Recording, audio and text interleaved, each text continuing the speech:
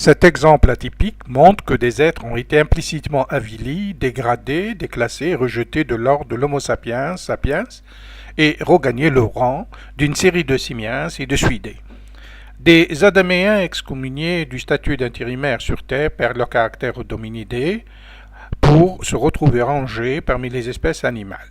Cet épisode, qui n'est cru que par le lecteur religieux, débonnaire et qui prête foi à sa religion, pour l'érudit profane, cet épisode est anhistorique et n'est observable que comme un récit mythologique et assez semblable au récit grec où la déesse ou la magicienne Circé jouissait de ses pouvoirs extraordinaires en excellant dans la transformation d'humains en animaux. Selon cette légende, Circé avait enfermé les compagnons d'Ulysse dans les étables à porc. Ces compagnons avaient la tête, la voix, le corps et les soies du porc, mais leur esprit était le même qu'auparavant. Et ils pleuraient ainsi, renfermés.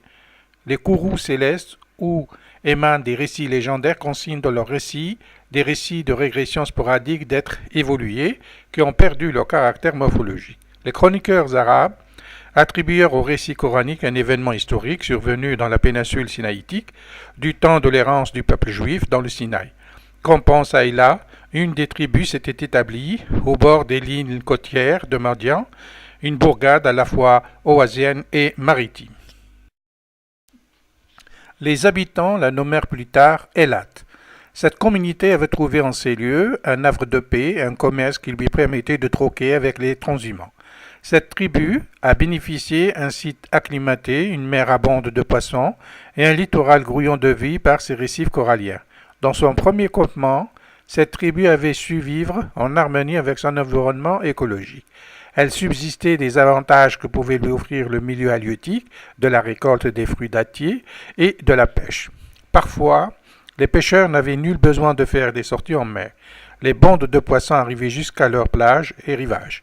Une manne que le divin leur octroyait, et il suffisait de jeter les filets en mer, qu'aussitôt ils furent remplis. Sans détour et sans peine, les pêcheurs attrapaient le poisson. Ce fut une sorte de pêche miraculeuse. Bismillahirrahmanirrahim. واسألهم عن القرية التي كانت حاضرة البحر إذ يعدون في السبت إذ تأتيهم حيتانهم يوم سبتهم شرعا ويوم لا يسبتون لا تأتيهم كذلك نبلوهم بما كانوا يفسقون وإذ قالت أمة منهم لما تعظون قوم الله مهلكهم أو معذبهم عذابا شديدا قالوا معذرة إلى ربكم ولعلهم يتقون فلما نسوا ما ذكروا به أنجينا الذين ينهون عن السوء وأخذنا الذين ظلموا بعذاب بئيس بما كانوا يفسقون فلما عتوا عن ما نهوا عنه قلنا لهم كونوا قردة خاسئين. Au nom d'Allah, le tout miséricordieux, le très miséricordieux. Interroge-les au sujet de la cité qui donnait sur la mer, lorsqu'on y transgressait le sabbat, que leurs poissons venaient à eux faisant surface au jour de leur sabbat, et ne venaient pas à eux le jour où ce n'était pas le sabbat. Ainsi les éprouvions-nous pour la perversité qu'ils commettaient. Et quand parmi eux une communauté dit « Pourquoi exhortez-vous un peuple qu'Allah va anéantir ou châtier d'un châtiment sévère ?» Ils répondirent pour dégager notre responsabilité vis-à-vis de votre Seigneur, et que peut-être ils deviendront pieux. Puis, lorsqu'ils oublièrent ce qu'on leur avait pas rappelé, nous sauvâmes ceux qui leur avaient interdit le mal et saisîmes par un châtiment rigoureux les injustes pour leurs actes pervers. Puis, lorsqu'ils refusèrent par orgueil d'abandonner ce qui leur avait été interdit, nous leur dîmes « Soyez des singes abjects ». Cette communauté jouissait de ses ressources maritimes jusqu'à ce que l'Éternel les éprouve, une question de voir s'ils vont s'en tenir à ses règles. L'Éternel faisait alors venir les poissons le jour du sabbat et faisait fuir les poissons les autres jours. Une tierce de cette communauté transgressa le jour 20 de Dieu et le courroux de Dieu s'abattit sur eux. Cette bourgade maritime jouissait, avant l'épreuve divine, d'une paix si miraculeuse qu'elle nous fait songer au documentaire de Jean-Yves Cousteau sur les Imraguens, une population qui vit en bordure de la mer mauritanienne, une tribu qui programme sa pêche selon une méthode peu orthodoxe, des défunts pélagiens faisaient venir les bandes de poissons jusqu'à leur plage.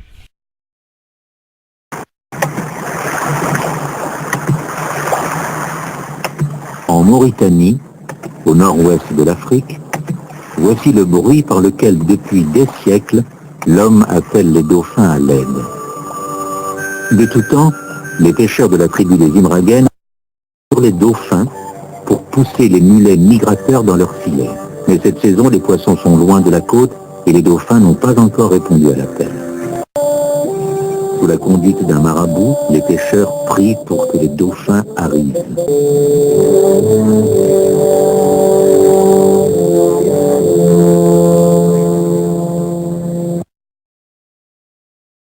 La bonne volonté qui pousse le dauphin à servir à la fois les dieux et les hommes est profondément enracinée dans la mythologie.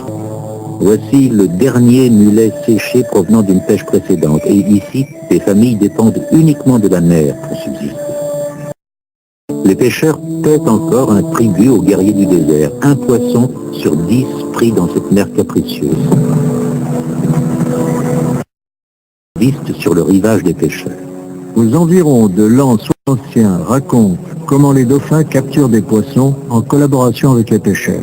Ici, où le désert côtoie cette mer généreuse, que reste-t-il de cette vénérable histoire? Nous venons fouiller le passé de nos hôtes, mais eux se trouvent brusquement en face des techniques. Les cinéastes de la Calypso doivent faire vite pour filmer l'assaut rapide comme l'éclair de ces prédateurs en folie.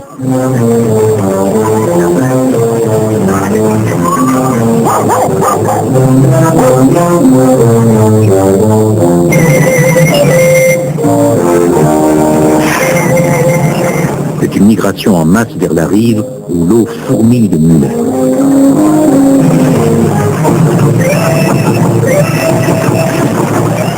Vite, les dauphins encerclent les mulets, les entassent, et les poissons jaillissent en gerbes, comme si la mer explosait. Justin est stupéfait de la taille des dauphins et s'étonne qu'ils pêchent si près de la côte.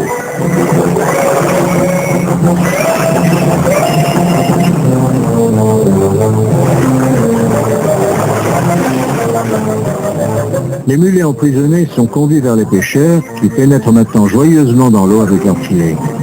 Pour apprendre un métier bien vieux mais bien utile, les garçons se joignent à leur père dans l'excitation générale.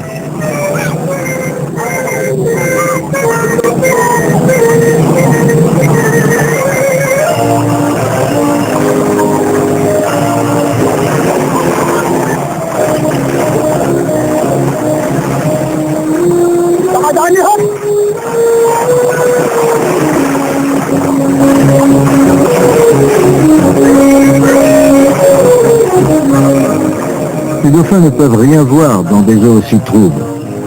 En émettant des signaux sonores et en recueillant leurs échos, un dauphin est capable de calculer instantanément la vitesse des poissons en fuite et les localiser.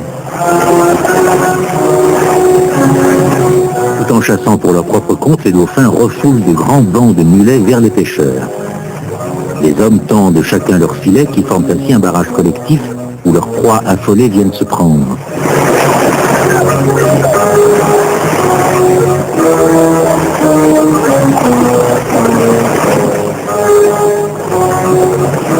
Yves Homer s'acharne à filmer la scène sous l'eau. L'eau est trouble, mais il peut entendre les cliquetis du sonar des dauphins tandis qu'ils poursuivent les poissons dont le groupe vole en éclats.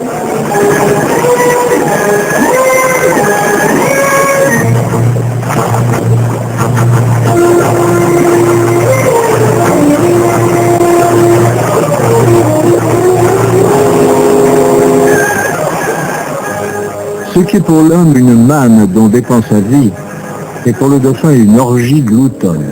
En ce qui concerne le mulet jaune, pris au piège par les formidables associés, c'est une épreuve pathétique. Cependant, leur espèce n'est pas en danger car 90% d'entre eux s'échappent.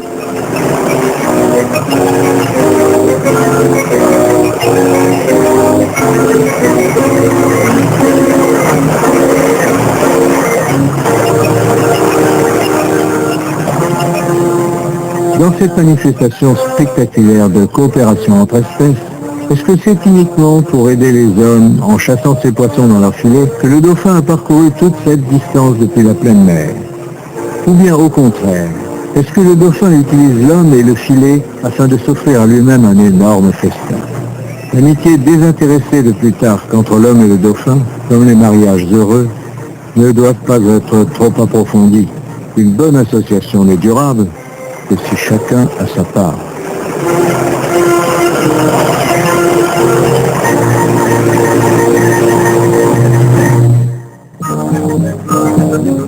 Au large des côtes de Mauritanie, des tonnes de mulets sont capturés pendant la migration saisonnière. Les femmes vont laver et sécher la pêche, et les œufs très appréciés seront vendus sur les marchés de la Méditerranée. Pour les pêcheurs qui ont attendu si longtemps, les filets sont maintenant lourds de la récolte grâce aux dauphins qui ont répondu à leur appel.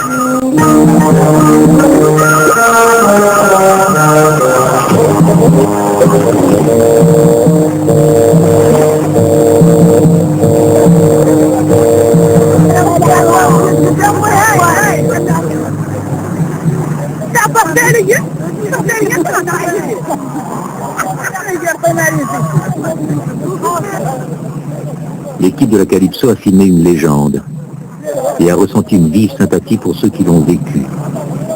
Les dauphins ne parleront sans doute jamais aux hommes, mais en Mauritanie, mis en rapport par les dauphins, des hommes vont parler à d'autres hommes.